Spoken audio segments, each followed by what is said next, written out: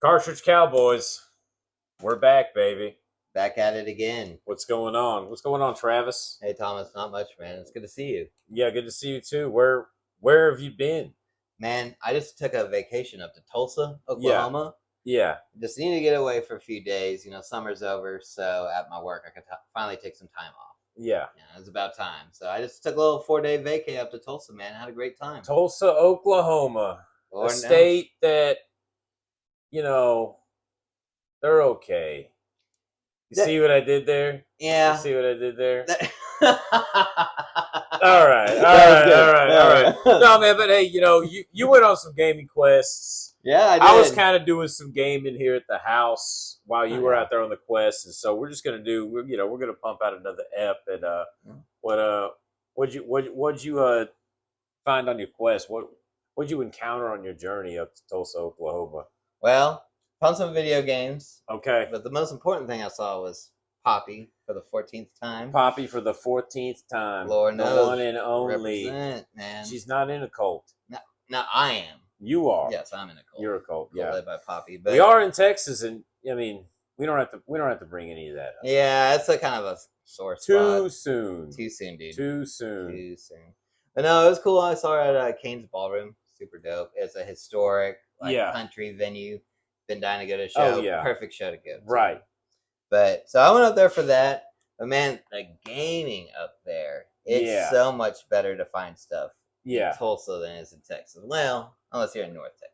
Right. Yeah. Right. But man, when I was out there, I went to Thrill House Games. Okay. Yeah, I was in Tulsa. Okay. So right where I was. Yeah.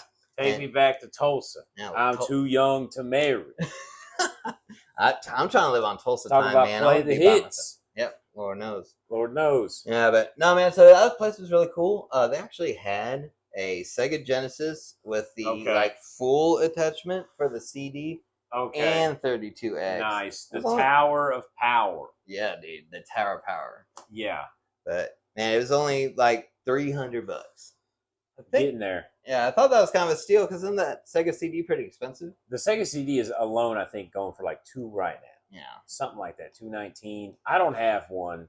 But, maybe one of these days. Who knows? But yeah, man, when I was in Dallas, I went over to the Game Exchange there. Yeah, the Game Exchange. We ran into them at the convention, actually. And I've been to some Game Exchanges. I went to an Oklahoma Game Exchange, but you were in the Tulsa one. No, I actually went to the Dallas. Oh, yeah, the Dallas one. Yeah, the Dallas one. And let me tell you.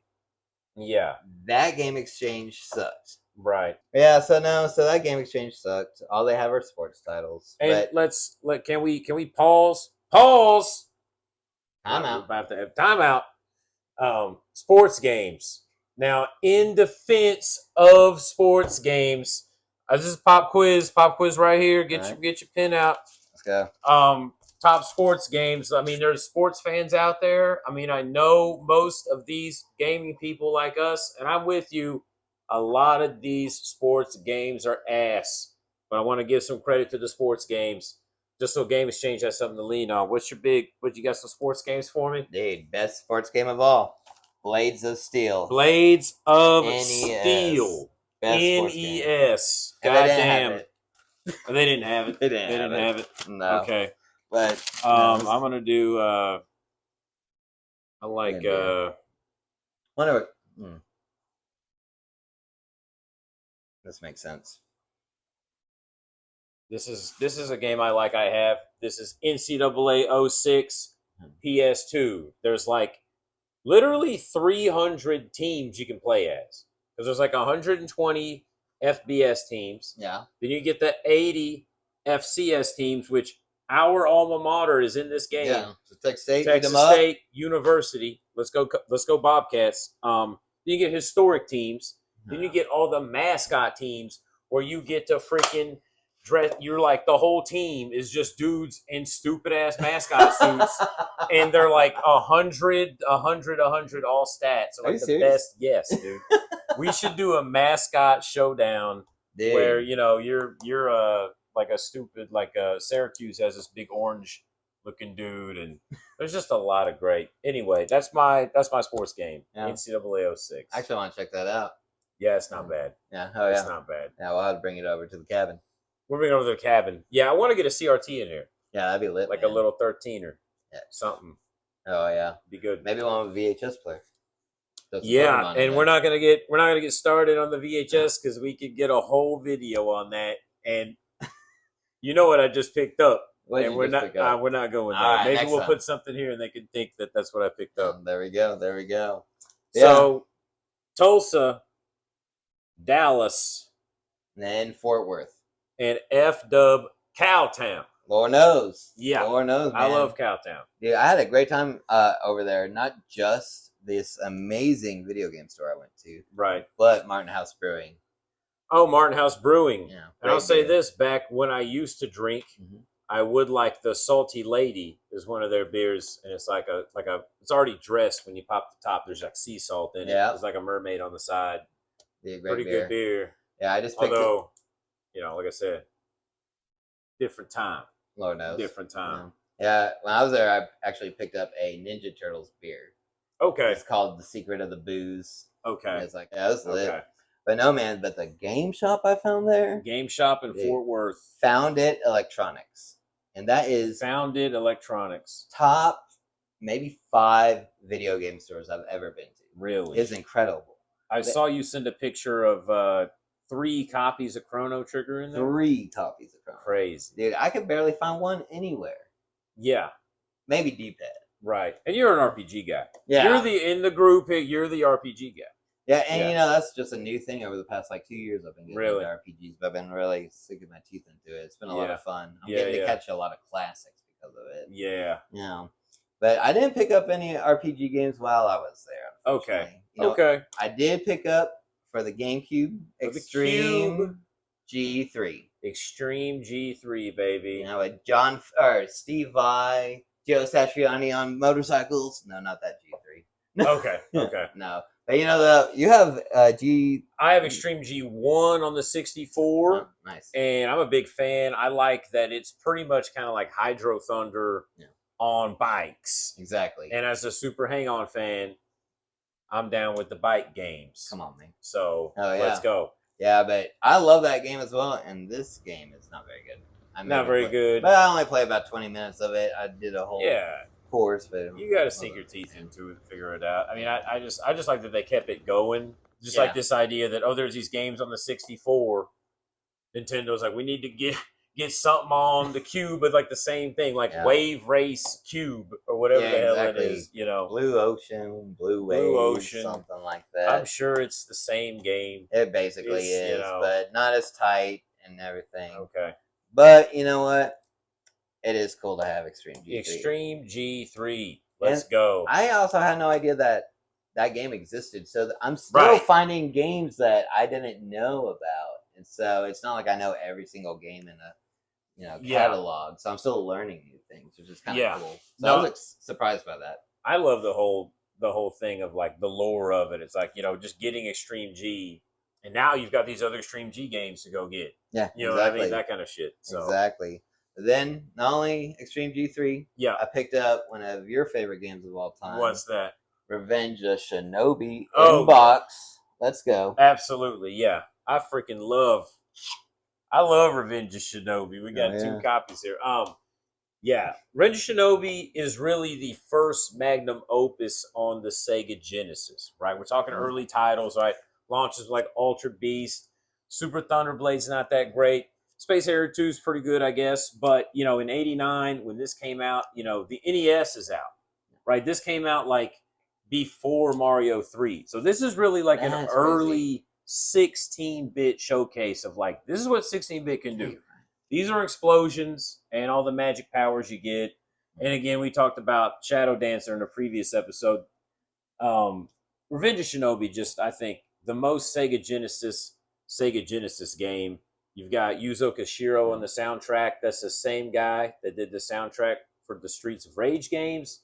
So there's like a techno inspiration with like, East Asian music inspiration. And it's an action platformer where you cut people up with swords, use magic powers, and throw kunai and shurikens at people and fight robots and other ninjas. Absolute classic. I could go all day about Revenge of Shinobi. Heck yeah, man. And that music goes perfect with the Genesis sound chips. Yeah. Yeah, there's nothing like it. You couldn't do that on the Super Nintendo. Yeah, the FM synthesis. There was like a Yamaha synth in the Genesis. I didn't know. So it's like a Yamaha sound chip. That's wild. You get the techno going like Yugo Koshiro did. It really gets banging. And you do need to listen to this game to master the double jump. You can't just press jump and jump again. You got to wait for the sound and then go. It's a crazy game. Once you learn how to move in it, can't recommend it enough. Yeah. Anyway. I tried playing it without the sound the other day. I was listening to Kit and Chris's podcast. Yeah. And once you texted me telling me about the sound, I have to listen to it. Yeah. Yeah. But I'm really excited about it. I'm really hoping that it's the copy that has Batman in it. There's like 4 versions of Revenge of Shinobi. And my version has Spider-Man, but I kind of like the demon guy that you fight instead of Batman. He's pretty badass. I just kind of like the whole copyright of it all. I think it's just a crazy thing to exist because you can't do that anymore. Right. Like you couldn't do it then, really. Well, it's weird. It's weird because they had to change the Rambos that were in this game, where they just kind of changed his hair. But and the thing is, in it too. There's Rambo games on the Sega system, so they had a license agreement to use Rambo. Yeah, right. So I don't know how they didn't get Rambo on this game if in the same year Rambo 3 comes out on the... It's like these games came out side by side, like Rambo 3, Revenge of Shinobi, 1989. It's like you have the license. What's the problem? I don't know. Oh. You got to ask them. That's wild. Yeah, I totally forgot Rambo was in there. Yeah. So, no, I'm excited. Hoping to check it out. Get there. I'm on level 3. It's hard. And I didn't grow up with it, so I'm learning. I grew up with it, and I sucked at it as a kid, but I knew there was something special about it because you just have a lot of abilities, and the movement is really good, and it's just like I said, 89, and you look at this game, and you're like, what's a competition for Revenge of Shinobi in 89? Like Castlevania on the NES? I mean, this game looks crazy for the time, and I think it's a staple. And the speed you're going at, in Castlevania, you're just like moving like a slow rock. You do kind of move. Yeah, in this game, you can't run. In Shinobi 3, you can run. So that makes it even more badass. Yeah. But what year was that? 93. 93, and this was 89. 89. Okay. Yeah. Yeah, I didn't realize that this came out before Mario Bros. 3. That really blew my mind. That's what I'm getting at. That's crazy. Yeah, so I really need to dig my teeth more in America. I think Mario Bros. 3 is 88 in Japan, but 90 here. So this is 89. So this in America, this was out before Mario 3. That took 2 years to get over here. It's weird. That's weird. I think if you look at the title screen, it'll say like 80 something, but you look it up, it launched like 90. Yeah, that's wild. Anyways, back to your trip. Yeah, man. You went on some quests and you found Revenge of Shinobi and what else? Revenge of Shinobi and Sonic 3D Blast. Sonic 3D Blast. Yeah. I've been searching for that game. It has haunted me. I've gone kind of like Quest 64. Yeah. I always ask for it. Nobody has it. They had it for $7.99. I fuck with Sonic 3D Blast. I don't care what the internet or any of you people in the comment section have to say about Sonic 3D Blast. I have the Saturn version. I like it so much. Yeah, we were playing the Genesis version of yours not too long ago, and we almost beat it. We did. Yeah, I loved it. I couldn't believe people talk. Right. I guess at the time when you're expecting a Sonic game, and then you get something different. It's also 96, and we talked about Mario 64 came out in 96, and you look at that, and you're like, well. But it was impressive still, especially for a Genesis opening. Game. That opening segment. Yeah. How they did that on the Genesis blows my mind. Yeah. People talk about Donkey Kong Country on the Super Nintendo being crazy. Right. I don't want to give it to... 3D Blast looks pretty good. Yeah. I think it looks pretty good. I had it as a kid on PS2. Nice. In the Sonic Mega Collection Plus, it was on there. Yeah. And I was like, what is this game? I would just find myself getting lost trying to look for the flickies. But I've beaten the Genesis version, and I got close to beating the Saturn one. Maybe we need to just sit down and just do a playthrough of the Saturn. Yeah, we need to knock it out, man. But glad you picked it up, and that's kind of a cool topic we talk about here. It's like a lot of channels, and we're not, we're trying to be as original as possible, but a lot of channels out there like center on like, oh, like we have a Sega guy and we have a Nintendo guy, and then that's the contrast that's built, and we do have that. Yeah. But I appreciate you as a Nintendo guy getting some Sega games, picking up Revenge of Shinobi, picking up Sonic 3D Blast. I'm over here playing Game Boy, trying to get familiar with Nintendo because I've kind of been suck in a Sega thing. So I'm like, all right, I've been picking up SNES and SNES and 64 and Game Boy. So that's also really cool where you can like get familiar with libraries and then like jump into the other side, and that kind of thing is really cool. Yeah, I was so excited when you finally got a Super Nintendo. Yeah. Or when you got an NES, I was like, yes, he's finally going to get it. Yeah. I knew you were going to get it because I knew you like were mainly Sega. Every time we went over, I just played Genesis. Basically. Right. And now you've been digging into the Nintendo. But like you said, you've got me really digging into the Genesis stuff right now. Yeah. I'm kind of looking at a Dreamcast right now. So yeah. Dreamcast is fun, man. As we talked about Shenmue 2, and I'm still working on that. Nice. I was finding all the pawn shops this morning, where you can like, they have different like price charts, so you can sell your stuff to make money and farm for anyway. Is it the stuff that you're selling at those pawn shops, like the Sonic characters that you're pulling out? Right, yeah. So is that how you get that? Yeah, or Virtua Fighter characters, or Space Harrier characters, or Golden Axe characters. It's just all the Sega universe is. Okay. But that's just one section of Shenmue 2, Can you imagine going to a pawn shop where it's like just little trinkets like that for a quarter machine? That'd be well in the game when you walk in there, there is a lot of realism in this game. So there's like all these pots and pans, and like, it's in China, so it's like decked out with just like crazy weird shit. Nice. It's pretty cool, man. So yeah, that was like my trip. I had a great time. Yeah. I also went to go see Leon Russell's grave. Leon Russell. That's Leon Russell. The first reason why I went to Tulsa is after he passed away. I went and had a 6-pack at his grave listening to his music. So it's good to go back and Song for You. Incredible. Yeah. One of the most recorded artists of all time. Yeah, the Wrecking Crew, man.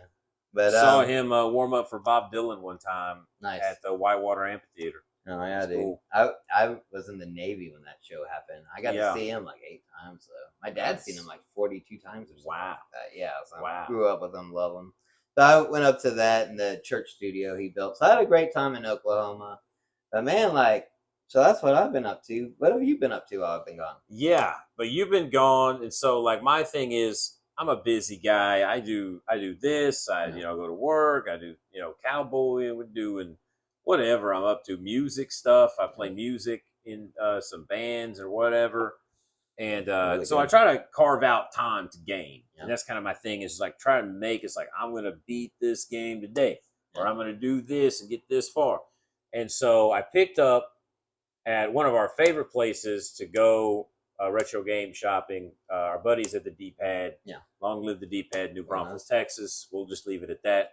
And I picked up Sword of the Berserk on the Dreamcast, Sword of the Berserk Guts Rage on the Dreamcast. Now, this is a 3D beat 'em up, right? And similar to something like Lord of the Rings, if you're familiar with like the GameCube or PS2 Lord of the Rings, where you're like, you have a sword and you're cutting up bloody ghouls and demons. That's what this game is, but it takes place in the anime world of the Sword of the Berserk, which is, or just Berserk, I guess, which is this like long-running anime manga, like it's comic books and movies and TV shows, and there's this whole cult following. And look, I'm not a big Berserk guy. I don't know anything really about Berserk except one of my buddies is really into it, and it's invaded all of these memes. Which let's flash some Berserk memes here just for old time's sake. Yep.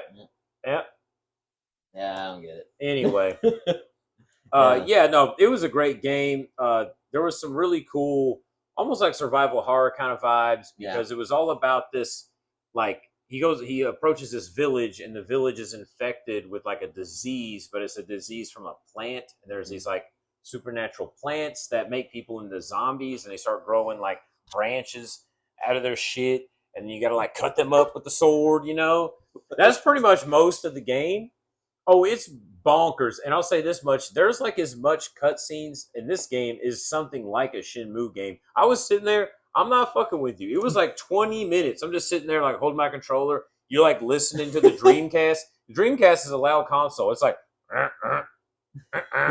and I'm just watching like just straight up like movie scenes, but it's like the characters like in-game graphics. Yeah, it was pretty good because just the whole backdrop of the anime, and apparently the guy that wrote the anime wrote the story to the game, so it really is like some pseudo canon shit for the anime. That's actually really cool. It is really cool. I wish more, and I'm not a big anime guy myself. Right, me neither. But all the games that are anime related are just a retelling of the same story over and over and over again. Okay.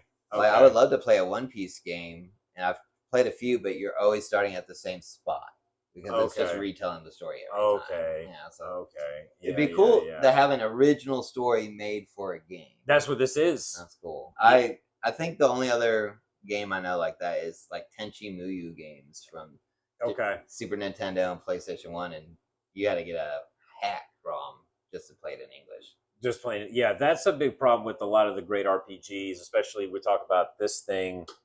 There's a lot of great RPGs on the Saturn that's like, I can't read that. You know what I mean? Yeah, Sword of the Berserk on the Dreamcast. I recommend picking it up if you're a Dreamcast owner. Okay. It's a rated M for mature game. That's always, I think, a bonus points. There's blood and guts. Nice. There's magic powers. There's anime cutscenes. And some crazy boss fights against some demons. It kind of reminds me of like almost like some of these Resident Evil bosses. I don't know. There was a giant like plant baby, like this baby that was like 30 feet high. It was like floating around fighting you in this giant church. Okay. Yeah, and this anime takes place in kind of like a medieval Europe setting, which is pretty weird too. It's some real shit. So I'm gonna give Sword of the Berserk. I beat it, went through the whole thing, and it had me fooled. It was one of those deals where I was like, all right, this is the final boss. Oh. And then I was like, oh fuck. And then I'm stuck in a 15-minute cutscene again. I'm like, here we go. And so there was like, this has got to be the last boss, and I killed that baby. Yeah. I thought there was a boss. I beat him because he was like the main bad guy in these cutscenes. Like I killed this like pretty much the antagonist. I'm like, I killed the antagonist of the story. We're done. Nope. Roll credits. Giant plant baby. Okay. Killed the giant plant baby. I know we're done for real now, right? It's gone. Nope, still not done. So it was cool. And I did die more than I thought I was going to die. Yeah. But for beat 'em ups, it was pretty spicy. I think some of these beat 'em ups, we look back at things like Double Dragon, maybe Final Fight. And it can be repetitive. Even Ninja Turtles at times. But Ninja Turtles does a good job. I just mean it can be repetitive. Yeah, exactly. And this game kept it spicy, and I liked it for a beat 'em up. I recommend Sword of the Berserk, Guts Rage. That's what's up, man. Yeah, I just recently actually also played a beat 'em up, the new Power Rangers. Oh, that came out for the Switch. Oh, that looked Rita's cool. Rewind. Yeah, great game. I really want to show you that game. Go Power Rangers. Yeah, it was really good. Okay. Hell yeah, man, that sounds awesome. Yeah, if I pick up that Dreamcast, I'm definitely gonna pick that up. Yeah, for sure. Yeah. But yeah, man. So I just got home and I finally got to play some games since I've been gone. Yeah. And of course, I didn't buy I'm not playing any of the games I bought while I was in Tulsa. That's how it always goes. Yeah. I'm already playing some shit on my backlog, but I'm gonna buy this. Yeah. I'm gonna play that in 3 months. Exactly. Yeah. But I did pick up and start Expedition 33 for the PS5. Oh yeah, for all of you modern gamers out there, we got a PS5 game. Heck yeah, it's not PSX. It's not PSX. It's PS1. Not PSX. Anyway, this is PS5. Yeah, Expedition 33. Right. One of my really good friends recommended it to me, so I wanted to check it out. It's actually his birthday today. What's up, bro? But incredible storyline. Okay. It's a lot of cutscenes, but yes, unlike cutscenes. Final Fantasy 16, the newest one, okay, whereas like watching a terrible movie, this is really good. It's dark. Okay. It's messed up. Basically, the whole story is it's almost the end of the world. There's some paintress, and she keeps putting random numbers like 33 up on the horizon. Yeah. And every, I think, 30th birthday or whatever the number is, if I don't remember if it's just if you're a woman or if it's everybody, but you die like the day she changes the number. Wow. Every year. And so it's just kind of like Thanos. Yeah. And it's really good. Oh yeah, you were telling me about this, and it reminded me of Logan's Run. Yeah, that's which yeah, no sci-fi. Yeah, but no, and so the rest of the guys who and women go out after that happens every year to do an expedition. And Okay. This is like the 33rd one or something. I don't remember, but okay, a great RPG. There's a lot of action into it as well. You're parrying, which is really difficult. Parrying is always cool when you're dodging. When it's done right. Yeah, you feel good. Oh, I got the block. Got him. Dude, it's hard. So I'm using it sparingly. Yeah. But it's turn-based. I'm really enjoying it. Yeah. I'm going to spend some time on this game, and I'm really excited to see what happens next. I'm still only about 5-6 hours into the game. Okay. But it's an incredible experience so far. Awesome. Did you see that they're putting the Virtual Boy on the Switch too? Virtual Boy. You literally buy a replica of the playing Wario Land. I'm having a blast. Or is it Wario's Wiz on that? It's a Wario Land game. It's like a puzzle platformer, I think. Nice. And look, that's what I would be pumped about. Now, outside of that, I know there's like tennis.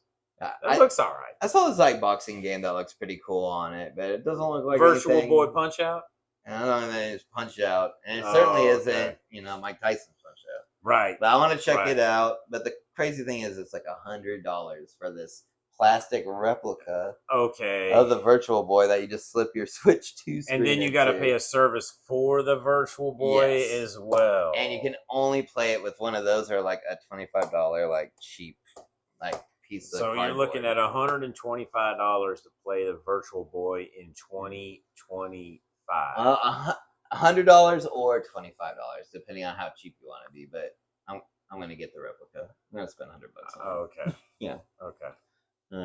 Hey man, it's good to see you again. Absolutely, man. Glad you're back from broke Lahoma. I am broke after leaving Oklahoma. We have a fun rivalry with them. We're in Texas, so I love to shit on them, but they're cool. Yeah. Well, we have a little fun though. I was doing a lot of work up there, and I went to the Game Exchange in Ardmore, Oklahoma. Oh, yeah? And I picked up Star Wars Bounty Hunter there. How's that? It's pretty cool. You're Jango Fett on the cube. It's kind of like some Assassin's Creed shit where you're like sneaking around, you like undo the little vent and then jump down and like flamethrower some guys. It's kind of tight. I haven't beat it, but for a cube game, which I don't have a lot of cube games, I'm perfectly fine with it. I like it. Well, how about I let you borrow Extreme G3? Okay. And then let me borrow that. You can definitely borrow Bounty Hunter. No doubt about it. Anyway, guys, I think that's a good app. Yeah, I think that's a good time. Glad to have you back in the Lone Star State. And God bless. We're the Cartridge Cowboys.